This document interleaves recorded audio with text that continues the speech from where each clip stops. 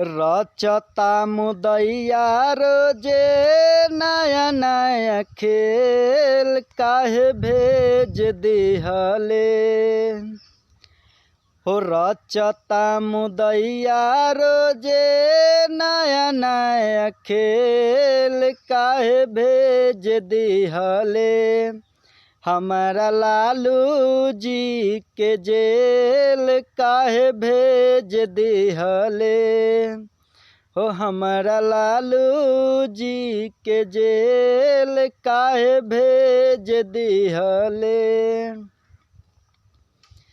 रचता मुदैया रोजे नया नया खेल काहे भेज दिहले हो। रचता मुदैया रोजे नया नया खेल काहे भेज दिहले।